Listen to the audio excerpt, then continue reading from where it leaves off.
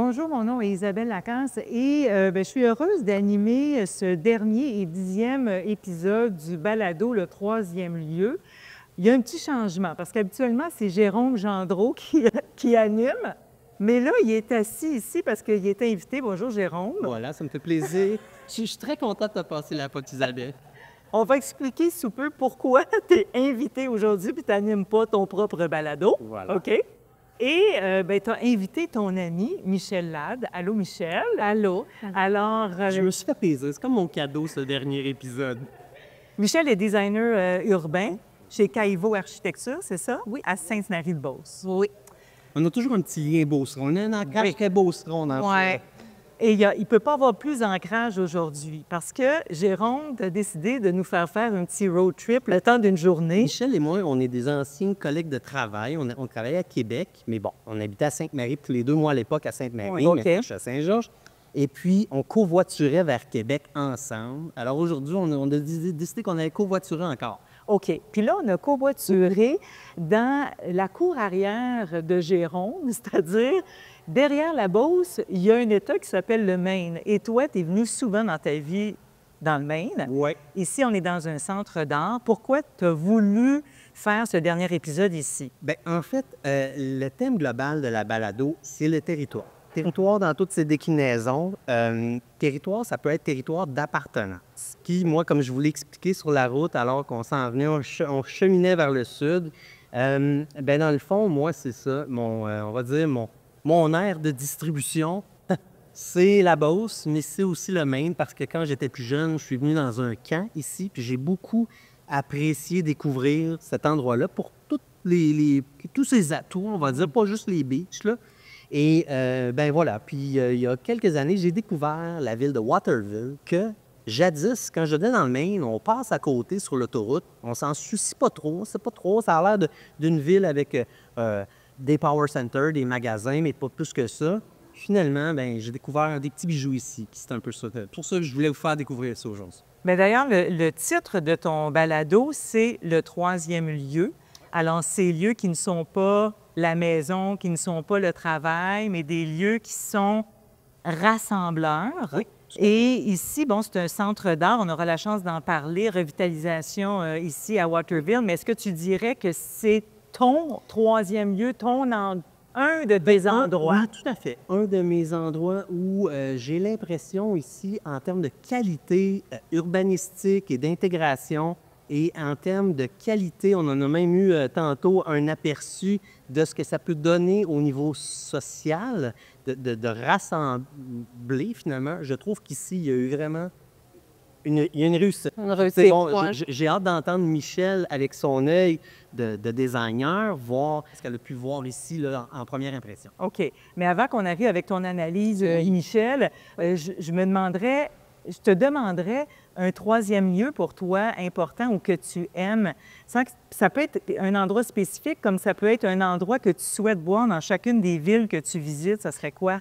Mais je dirais toujours la petite place dans le cœur du village. Ça serait pour moi ça toujours que je cherche. À chaque visite, à chaque ville, village que j'arrive, j'essaie de trouver cet endroit-là. Mais plus particulièrement, je dirais, pour moi, ça entre dans ma ville natale, au Mexique. Là. C'est vraiment la place de Coyoacán. C'est vraiment un lieu. Pourquoi j'adore ça? C'est parce que c'est comme les lieux qui ont l'histoire de la ville au village, les lieux de sa rassemblement où tout se passe au niveau social aussi. Fait que c'est pas mal ça. Mais d'ailleurs, quand vous travaillez ensemble à Vivre-en-Ville puis rue principale, je pense, est-ce que c'est un des objectifs tout le temps de développement urbain, cette place-là rassembleuse? Bien, je pense que oui, d'une façon ou d'une autre, on cherche toujours à avoir les lieux qui rassemblent le monde, qui deviennent l'attachement pour les gens du lieu. Là. Ouais. Il y a comme une convergence naturelle si, d'une certaine façon, c'est bien pensé, c'est bien désigné, bien, tu sais, c'est l'atout l'avant-l'œuf. Naturel. Ben oui, ça se fait naturellement, mais il faut y avoir bien réfléchi. Pour ça, peut-être, il faut avoir bien observé au préalable c'est quoi les comportements humains, qu'est-ce qui fait dans le design qui va être intéressant puis qui va amener les gens à s'y rendre finalement. Là, après coup, quand le design se fait, s'il a été bien, si c'est appuyé sur des principes, finalement, Ouais. qui sont porteurs, ben Parce qu'effectivement, comme tu dis, là, c'est pas parce que c'est la place publique qui a le titre, ça va fonctionner. OK. Il y a plein de principes qui font en sorte que naturellement, les gens vont être attirés ou vont être attachés à ce lieu-là. Donc, on pourra discuter. Bien, d'ailleurs, c'est Tantôt. un peu, tantôt, on posait des questions aux gens qui fréquentent le centre d'art ici. Et naturellement, qu'est-ce qu'une dame a dit? C'était génial parce qu'elle dit oui, j'adore ce qui est en train de se passer ici parce que ça devient rassembler la communauté. Tu sais, c'est comme les lieux communautaires. Il vient. on n'a pas été ici très longtemps, hein, vous et moi, là, depuis qu'on est arrivés cet après-midi, puis on a vu des gens de tous les âges qui s'approprient le lieu. Moi, une fois, je suis venu, puis il y avait une jeune personne qui tricotait dans un coin, puis après, j'avais les fermières juste ici, qui, avec leur rouet, là, filaient de la laine ou je ne sais trop. Écoute, c'est un endroit moderne, tu sais, Mixité. une mixité tout à fait. Tout le monde trouve son compte. Tantôt, on a marché un peu le quartier autour ensemble, puis je vous regardais, j'étais un peu à l'écart, puis j'écoutais les professionnels parler, mais je regardais vos yeux aussi. Quand vous vous promenez dans des villes, ou par exemple dans une rue principale, comme ici à Waterville, on dirait que vous regardez tout plein de détails que, par exemple, moi qui n'ai pas étudié dans la même chose que vous, je ne regarde pas, mais on sent que le souci du détail doit être pensé sur une rue principale, peu importe la grandeur de la ville, hein? Je pense que oui. Moi, oui. C'est dans, tu sais, à un moment donné, on regarde le mobilier urbain, hein, par exemple. Est-ce qu'il y en a? Hein? S'il n'y en a pas, bien là, déjà, ça part mal. La largeur de l'emprise, hein, les trottoirs. Puis là, avec les saisons, il faut penser à ça aussi, toutes ces choses-là, parce que oui, c'est bien beau de dire un espace va bien fonctionner, par exemple, l'été, mais bon, on a 4 saisons, là. Puis ici aussi, dans le Maine. Oui, c'est ça. Je pense que, tu sais, quand on marche, on va ressentir qu'on se sent en sécurité, qu'on sent qu'il y a des activités dans lesquelles on peut arriver puis à vivre des choses. Sinon, c'est un centre-ville qui n'a pas d'activité, on n'est pas attiré à aller là ou se promener. Puis, côté sécurité, c'est un peu ce qu'on dit, là, tu sais, la largeur de la rue, la place qu'on peut avoir pour pouvoir marcher tranquillement. Toutes les sages, tous les mondes confondus. Je veux pas reprendre les rênes de l'animation, mais toi vas-y. aussi, on voulait te commettre à savoir quel était pour toi un tiers-lieu, un troisième lieu que tu affectionnes. Bien, moi, je me rends compte, les bibliothèques m'apaisent. Puis je trouve qu'on les connaît mal des fois. Tu sais, des fois, on ne rentre pas dans une bibliothèque de notre quartier, mais même de la ville à côté ou quoi que ce soit. Puis on dirait que des fois, je me permets, bon, j'aime beaucoup lire aussi, mais je trouve de juste rentrer, tu sens en l'espace de quelques minutes quelle est l'ambiance de la ville, quelle est l'ambiance du lieu, mais de cette ville-là où je suis. On le fait quand on va en voyage. Tu sais, on va aller ailleurs dans ce genre de lieu-là, puis on dirait qu'on ne se permet pas de le faire nécessairement chez nous au Québec, des fois dans des plus petites villes, puis moi, j'aime ce genre de lieu-là. Pourtant, on a de belles bibliothèques au Québec. Oui. Ouais. C'est des belles découvertes, hein? À chaque Oui. fois que je me permets, comme tu dis, de rentrer, c'est toujours comme « Ah! Wow! » Puis, Je t'avais pas écoute, ce que tu décris, c'est aussi le fait, oui, on peut être dans notre propre bulle, Oui. mais on aime bien quand même sentir qu'il y a une animation autour de nous. Il y a quelque chose de rassurant, puis il y a quelque chose aussi au-delà, au niveau de l'appartenance. On a l'impression de faire partie du groupe aussi, d'une certaine façon. Mais là, on parle de bibliothèque, mais toi qui connais bien Waterville, as-tu visité la bibliothèque à Waterville? Non, je ne l'ai pas visité. Non, je sais même pas elle est où. Bon, c'est ton devoir, la prochaine fois que tu vas... Mais par contre, j'ai lu, on connaît Serge Bouchard, anthropologue, qui nous a quittés, je crois. Oui, nous a quittés. Voilà. Il y a un livre ici, puisqu'on parle de territoire. De quoi le territoire du Québec a-t-il besoin? C'est un collectif, ça, qui avait été écrit par Marie-France Bazot, notamment, et Vincent Marissal. Et on avait interviewé et posé la question, finalement, cette question-là, de quoi le territoire a-t-il besoin au Québec, à différentes personnalités, dont Serge Bouchard, et qui lui-même mentionnait que les États-Unis aiment leur ville. On peut être porté des fois à Parce que souvent en urbanisme, on les pointe du doigt comme étant pas nécessairement le bon exemple. Quand on pense aux grandes artères commerciales, on va dire de type Power Center. Oui, c'est sur les développements plus modernes, contemporains du son. Là. Il y a des choses qui... Mais cela dit, Quand on parle de centre-ville, de centralité, on le cite souvent. ça, on le voit dans le Maine. On le voit dans le Maine vraiment. On se déplace, puis bon, ici, on est à Waterville. On le voit pas, mais tout juste ici, au bout de l'artère, au bout de la Maine, il y a un gros bâtiment d'aspect industriel en briques rouges. Puis ça, bon, on le sait, avec toute l'industrie textile Dans la région. dans la région, dans la Nouvelle-Angleterre, il y a encore beaucoup de ces édifices-là qui sont souvent requalifiés, reconvertis et de belle façon. C'est le cas ici. Mais c'est souvent que les centralités, il y avait, je crois, déjà une espèce de culture au niveau de l'utilisation de matériaux plus nobles, peut-être. Mais je pense que surtout, c'est des bâtiments qui sont très intéressants, des beaux bâtiments construits de l'époque. Ils ont quand même une qualité architecturale qu'on veut aller récupérer, là, puis qu'on peut utiliser aujourd'hui encore pour d'autres fins, là, qui peuvent être facilement transformés, Réutilisé. avec d'autres usages qu'aujourd'hui on avait besoin. C'est vrai.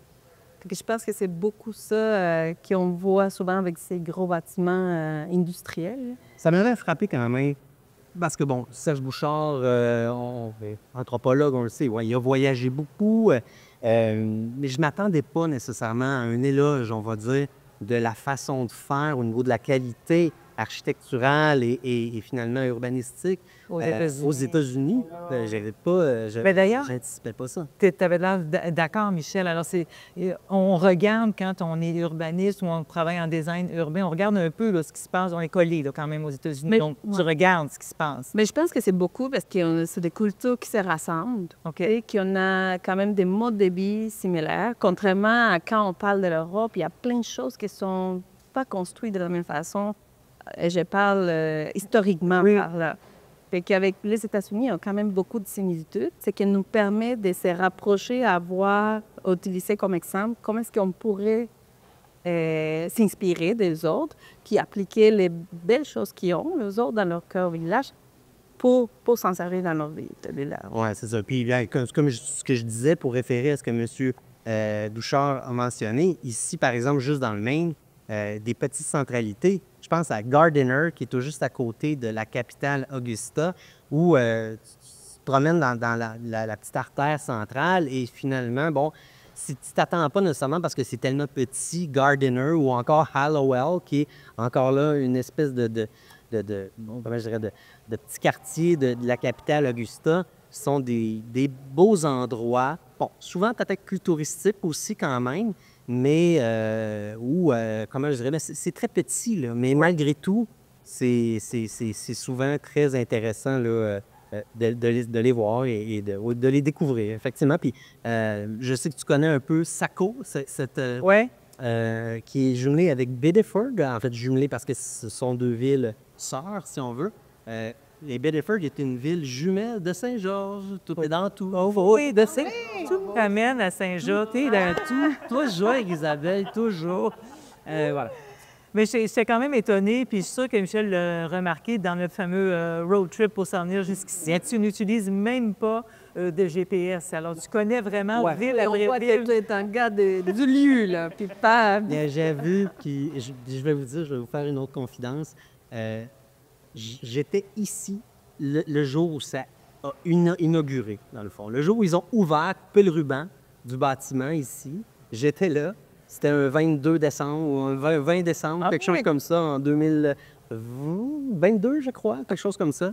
Parce que c'est ça, c'est comme je viens souvent, j'ai vu tranquillement l'évolution de l'endroit ici, de l'artère. Je sais qu'on va peut-être davantage en parler là, dans le deuxième bloc là, de l'épisode, de finalement ce caractère d'intégration urbaine là, du bâtiment ici. Mais voilà, donc en pleine tempête de neige, j'étais descendu voir ça de mes propres yeux. Parce que déjà, je voyais, j'ai comme une intuition un peu pour ça. Moi, je ne suis pas urbaniste non plus, je n'ai pas de titre, je ne suis pas architecte, je suis urbanologue. Que c'est quoi un urbanologue? Là, c'est Olivier Niquette, tu connais? Ouais. Niquette de la soirée et de la journée. On est encore jeune. Lui-même est un peu comme moi, quelque part entre les communications et l'urbanisme, parce qu'il a fait des études en urbanisme. Il n'est pas urbaniste comme tel, mais il s'intéresse beaucoup à la chose et même souvent, il donne des conférences qui abordent le sujet d'urbanisme. Puis c'est lui-même qui s'est octroyé le titre d'urbanologue. Je trouvais ça beau. J'aime bien le terme. Premier volé, c'est beau, hein? Ouais, c'est bien. J'aime bien. Finalement, l'urbanité est assez grande. Oui. C'est inclusive. Oui, c'est inclusive, mais pas... Alors, bien justement, on va rentrer dans le vif du sujet dans quelques minutes pour parler de cette revitalisation qui, à vos yeux, est un beau succès. En tout cas, c'est peut-être même un exemple à suivre. On en discute dans quelques instants.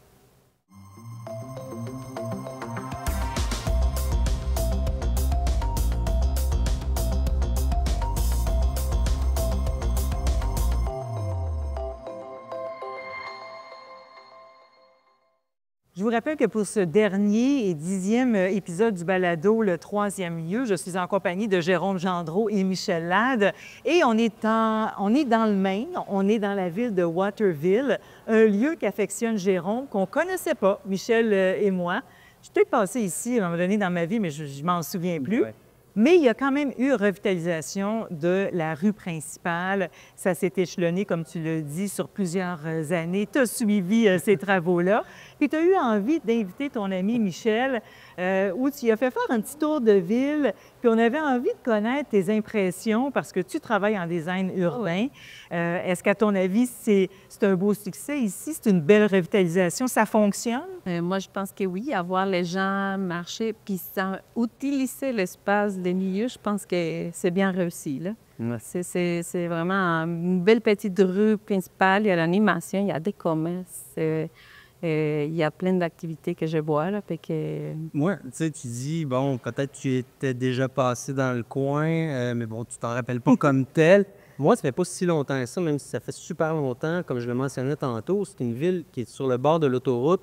Ça se peut très bien qu'on soit passé sans même s'y être arrêté, ou si on l'a fait, peut-être c'est pour aller dans un fast-food quelconque. Moi, ça fait juste près 6-7 ans, c'est un peu avant la pandémie que j'ai commencé à venir ici puis à découvrir finalement un peu ce qu'il y avait ici. Puis c'est ça, c'était au début, dans le fond, du processus de revitalisation. Ce qui avait principalement attiré mon attention, c'est que justement, il y avait des panneaux aussi avec des visuels, très jolis visuels, qui nous montraient ce projet de nature culturelle, d'envergure, qui va venir se déposer dans une centralité comme celle-ci. Voilà. Puis... Mais je me rappelle que tu m'as parlé de ça. À peu près. Oui. En pandémie, je pense que dans une des fois que je parlais pour elle, quoi que je ne suis pas venu bien en pandémie, mais le jour 1 où les frontières ont rouvert... En tout cas, tu es venu voir. Pandémie ou après pandémie, mais je me rappelle que tu m'en as parlé. Bon, puis là, ici, on a parlé du building comme tel, de nouveaux bâtiments, mais ça jouxte, quel beau mot, jouxte, un parc, juste une place publique, qui est d'ailleurs le Castonguay Square. On sait que dans le Maine, il y a un historique au niveau de francophone. Donc, il y a plein, sur les bâtiments, on voit les poulains, les rancours, etc. Fait que déjà, ça attire un peu l'attention. Juste à côté, c'est l'hôtel de ville. Et au deuxième étage, deuxième niveau de l'hôtel de ville, il y a une salle de spectacle de quelques 600 places, ou peut-être un peu, en tout cas, à l'ancienne, on va dire. Mais c'est ça, ils ont fait en sorte de faire en sorte qu'il y ait vraiment une connexion entre tout ça. Mais c'est ça, une rue principale. La rue principale, c'est l'élu qui raconte l'histoire du village, de la ville. Tu as comme tu dis tantôt, les noms qui ramènent l'histoire, les racines plus francophones, les bâtiments d'hôtel de ville qui ont des usages différents. Je pense que ça parle beaucoup de qu'est-ce que c'est l'essence d'une rue principale, puis qu'on voit bien ici. Pour ça, je dis que c'est bien aussi. Puis, tu nous disais tout à l'heure, lorsqu'on a un peu arpenté les lieux, que ça faisait penser quand même à une ville au Québec. Oui, moi, j'ai pensé beaucoup en faisant notre petite marche, puis un peu la configuration des rues, les stationnements en arrière-cour des toute la rue principale, je pensais beaucoup à Victoriaville, que c'est un bel exemple justement aussi de réussite de revitalisation de la rue principale. Ils ont fait un peu les mêmes intentions. Je pense qu'ils sont amenés en centre culturel. Donc, un volet culturel qui, finalement, c'est quelque chose qui amène beaucoup les gens. Ils ont agrandi, ils ont changé, modifié toute l'emprise des rues, donc élargi les trottoirs, donné la place aux piétons. Et les commerces aussi, ça a permis, en fait, des commerces de venir s'ancrer là, ouvrir des terrasses qui n'existaient pas. Fait qu'il y a une animation qui a commencé à se faire. Puis, ils ont encore plein de projets derrière. Je pense qu'ils veulent ajouter un hôtel. Justement, l'utilisation de ce stationnement en arrière va devenir un stationnement étagé pour ne pas perdre le nombre de stationnements pour les commerces. C'est quand même important. Mais comment le faire pour optimiser plus l'espace pour ajouter d'autres choses? Donc, c'est l'hôtel qui va venir chercher. Vas-y, Isabelle, c'est toi qui anime. Non, mais c'est parce que je me disais, vous parlez les deux d'un centre d'art. On vous donne l'exemple de Victoriaville, on a l'exemple ici à Waterville. Des fois, l'art a mauvaise presse, mais je me rends compte que finalement, ça devient un lieu intéressant parce qu'on peut mettre, par exemple, les artistes du coin en valeur. On peut raconter l'histoire de la ville. Ça devient presque important quand on revitalise, non? Mais je pense que oui. En fait, je pense que pour toute ville, ce qui est important, c'est de trouver c'est quoi leur identité. Ah, OK. Moi, c'est l'identité du lieu qui va marquer beaucoup quels est comme les projets pivots qui va pouvoir aider à cette revitalisation. Je pense que dans le cas d'ici, probablement, clairement, c'est le volet artistique. Victoriaville, je pense qu'il y en a aussi. Mais il y a d'autres exemples que ce n'est pas nécessairement l'art, que c'est d'autres éléments, d'autres activités qu'on sait, mais c'est beaucoup connaître c'est qui les gens, les résidents du lieu. Ah oui. Qui va venir? Qui va venir? Parce que finalement, ce qu'ils ont fait, on le fait pour eux. Oui. Les transformations, c'est pour que les gens du lieu puissent habiter, qui fréquenter cette rue principale. Moi, souvent, ce que j'aime aussi, c'est quand des lieux comme celui-là ont une polyvalence d'une certaine façon. Oui. Puis tout à l'heure, on parlait des bibliothèques. De plus en plus, on le sait que les bibliothèques ne sont pas que des endroits pour aller finalement faire de la lecture. On trouve là une programmatique là, qui vient faire en sorte qu'il y a toutes sortes d'activités qui se passent, qui se déroulent dans le lieu. Moi, ici aussi, ce que j'aime beaucoup, puis tu en parlais, Michel, puis on le voyait en circulant à l'intérieur du bâtiment aussi, c'est la mise en valeur. Hein, c'est l'ouverture vers les bâtiments historiques. Je pense que c'est le mariage, justement, du neuf avec la mise en valeur de tous ces bâtiments historiques. Oui, Oui, parce que ça aussi, c'est important. Il faut que ça fonctionne ensemble. Le vieux avec le moderne. Notre œil capte ça dès le départ. Il faut qu'on aime ça tout de suite, même si on n'est pas un spécialiste là, comme moi. Là. Non, mais effectivement, tu as bien dit. Je pense que on ne vient pas remplacer les qui existent déjà. On vient s'insérer avec ça, avec les bâtiments. Puis c'est la mise en valeur de l'histoire du lieu. Avec des bâtiments plus modernes ou des... Oui. Tu apportais un point aussi important dans notre visite tantôt sur la rue principale. C'est ce que tu aimais ici, c'est que tout n'était pas rectiligne. Il y avait comme une cassure des fois de certains édifices. Je ne sais pas si je l'explique bien. Oui, dans la trame de rue aussi, hein, des fois. Ouais. On n'est pas dans un parallélisme, là, ça vient donner, hein, je pense, Michel... Mais c'est plus comme un angle, je ne sais pas, c'est comme la rencontre des grands artères que, historiquement, je ne sais pas si c'était pareil ou c'est plus un changement d'usage de ces voies-là, puis qui fait en sorte qui convertit les lots en lots irréguliers. Puis parfois, il y a des espaces qui restent un peu... résiduels, mais qui s'en servent, qui sont des opportunités. En fait, finalement, ça devient des opportunités pour créer des espaces verts ou... je ne sais pas si, ici, en arrière de nous, les parcs, c'est un exemple de ça, mais... Mais ça ressemblait un peu à ça, oui. Puis ça fonctionne très bien. Moi, c'est drôle, hein, mais on dirait que, tu sais, tantôt, tu disais que tu aimes aller, justement, dans les cœurs de villes et villages. Souvent, je me pose la question, y a-tu un endroit où c'est clair que c'est là qu'on mettrait le sapin de Noël? Tu sais, le sapin de Noël qu'on veut central et rassembleur, bon, c'est aimé, les décorations de Noël. Oui. Mais pour moi, c'est comme... Je me pose cette question-là des fois. Il y en a-tu un endroit où on ne se posera pas de questions? Là. Si on doit le mettre à quelque part, c'est là qu'on va le mettre. Je trouve qu'ici, c'est clair. OK. Oui, Ici, c'est assez clair. Hein? mais parfois c'est clair, parfois ça ne l'est moins. Puis quand on va dans des villes, je pense que souvent on va trouver le cœur des quartiers, que c'est le lieu parfait pour mettre, tu sais, le sapin, là, oui. C'est ça, mais parce que c'est là que ça se passe, la vie des quartiers. Tu sais, quand c'est des grosses villes, là, on va aller vraiment dans des petites échelles qu'on va trouver ça.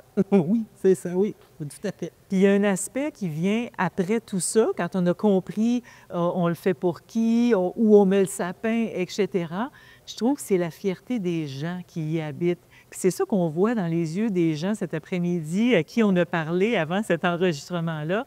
Il y a une certaine fierté de leur centre-ville qu'il n'y avait peut-être pas avant. L'appropriation. Oui, Mais ça, c'est important parce que, oui, on veut finalement, par ce geste architectural ou urbanistique-là, se rendre attractif pour peut-être des touristes, des gens qui vont venir visiter.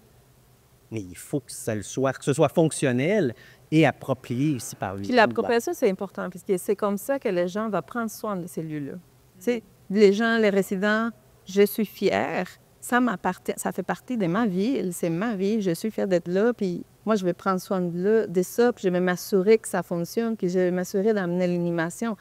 Quand ça n'existe pas, ça, là, on peut faire les lieux les plus beaux du monde, il n'y aura pas cet effet-là. On parlait tantôt de Serge Bouchard, puis l'appréciation qu'il faisait de, finalement, comment est-ce que les Américains, à certains égards, ont, d'une certaine façon, cet amour pour leur ville et cette culture, finalement, de s'en occuper. C'est un petit peu ça, dans le fond, que Michel est en train de dire. Peut-être qu'on n'a pas tant développé ça un peu chez nous. C'est drôle parce que dans une autre petite bourgade du Maine que j'ai visitée, je rentre dans une librairie à un moment donné et sur le mur, il y a une pelle dorée d'accrocher dans la librairie.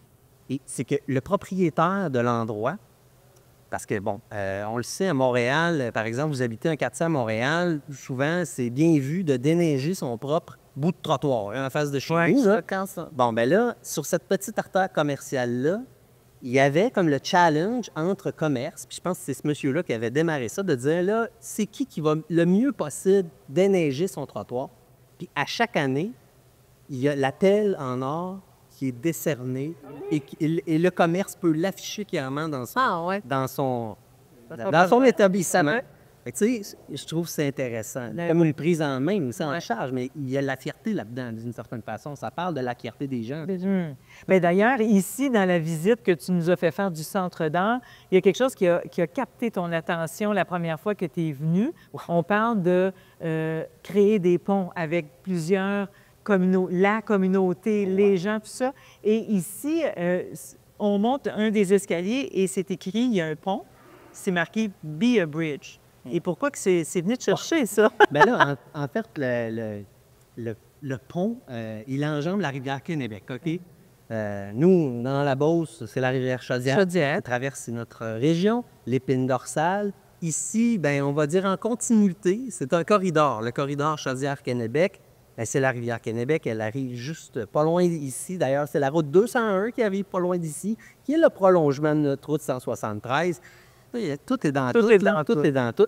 Puis c'est ça, c'est qu'ils ont un pont ici qui traverse un pont piéton. Nous, on a des passerelles. Hein, nous, à Saint-Georges, en tout cas, mais à la Sainte-Marie aussi. À Sainte-Marie aussi, on a la... Elle commence pas la chicane, là. C'est pour ça que je commence cette chicane-là.